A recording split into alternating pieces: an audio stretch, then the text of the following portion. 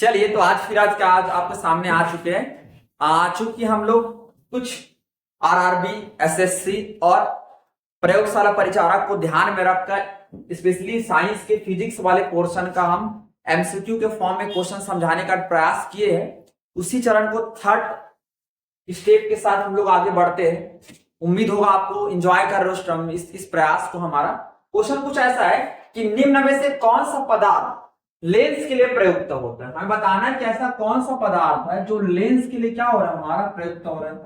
तो आंसर हमारा जल लेंस के लिए प्रयुक्त होता है, प्लास्टिक हमारा लेंस के लिए प्रयुक्त होता है और कांच हमारा लेंस के लिए प्रयुक्त होता है।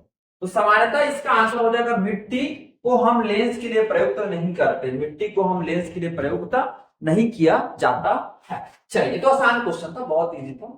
इसी चीज को फिर आगे लेकर चलते। दूसरा हमारा क्वेश्चन कुछ ऐसा है, उत्तल लेंस की क्षमता होती है। उत्तल लेंस की क्षमता क्या होती है? देखो उत्तल लेंस की क्षमता होती है, पर तो हमें समझना पड़ेगा। अगर क्षमता की बात करते हैं, कुछ लेंस की जो क्षमता होती है वो हमारा होता है फोकस दूरी का उल्टा, विलोम। तो वन बाई अगर मैं फोकस कर दूं तो ये हमारा फोकस दूरी कर दूं, तो वैसे परिस्थिति में हमारा क्या लेंस की क्षमता निकल कर आ जाएगी।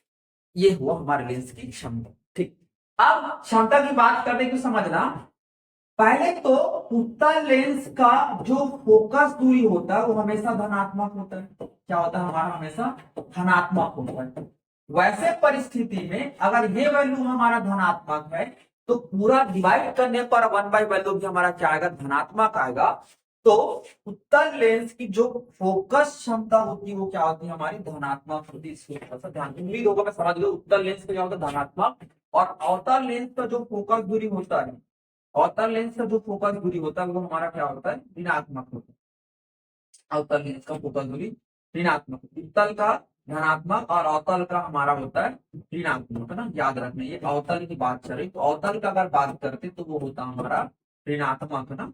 ऋणात्मक, ऋणात्मक फोकस दूरी होती है अवतल की।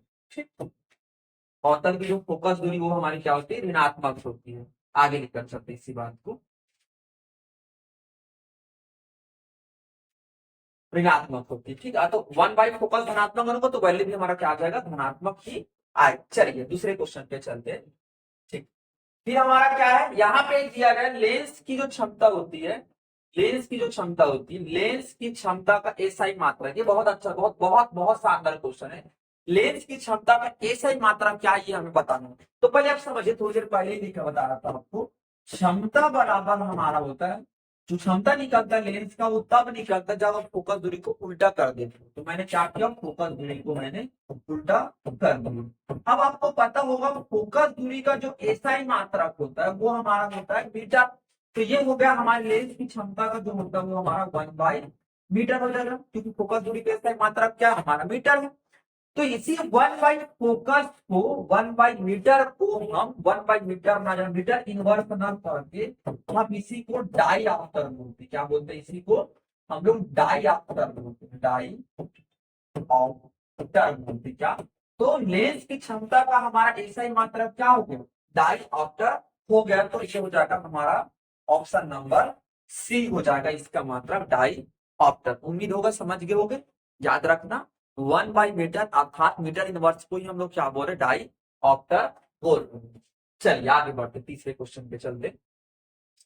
थर्ड जो हमारा क्वेश्चन है, ये पानी से भरी बाल्टी का गहराई कम दिखता है। पानी से भरी बाल्टी का जो गहराई है वो सामान्यतः हमें कम दिखता है। इसके पीछे कारण क्या है? तो कारण ये है अपवर्तन। अपवर्तन क्या है? जब प्रकाश एक माध्यम से, माध्यम पहले से माध्यम दूसरे में जाती है तो नॉर्मल से उसका जो जिसमें लंब है उससे पाथ क्या हो, उसका विचलित हो जाता है। इस घटना को हम क्या बोलते हैं? अपवर्तन करना। जब प्रकाश किरण पानी से वापस हमारे वापसी में आती तो पानी एक मीडियम हो गया और दूसरा हमारा क्या होगा? वायु दूसरा माध्यम हो गया। वैसे परिस्थिति में उसका पाथ परिवर्तित हो जाता है और गहराई कम दिखाई देता है। तो ये घटना का उदाहरण क्या है आपका? अपवर्तन, वो घटना जिस वजह से हमें जो पानी की जो बाल्टी उसकी गहराई हमें कम दिखाई देती है। चलिए अगले क्वेश्चन पे चलते हैं। अगला जो हमारा क्वेश्चन है, ये पानी में डाली हुई छड़ी, भी कोई उसी प्रकार का क्वेश्चन है। क्वेश्चन कुछ ऐसा है, पानी में डाली हुई छड़ी टेढ़ी दिखाई देती है। फिर अपवर्तन की वजह से, क्योंकि पाथ उसका बैंड हो चुका है। इसको एग्जाम्पल समझिए, सपोज कर लिया मैंने बाल्टी बना दी, इसमें पानी आपका भरा हुआ, इस पे आपने एक एक छड़ी ऐसा डाल दी, ऐसा हमारा कोई छड़ी डूबा हुआ है। मान लो आप इस किनारे यहाँ से देखोगे तो पाथ क्या होगा, आपको कुछ ऐसा बैंड प्रतीत होगा, क्योंकि हम रेखा को हमें से यहाँ पे हमारा आंख में तो हमें तिरछा दिखाई देगा ना, क्योंकि प्रकाश उसका रास्ता पता चला, लेकिन हमारी कमियां क्या, हमें से उसको सीधे रेखा हम देख पाएंगे। तो इसका उदाहरण भी तुम्हारा क्या होगा, अपवर्तन की वजह से ही पानी में रखी जो छड़ी होती है वो आपको टेढ़ी दिखाई देती है। उम्मीद होगा समझ गए होंगे। चलिए कुछ कल मिलते हैं।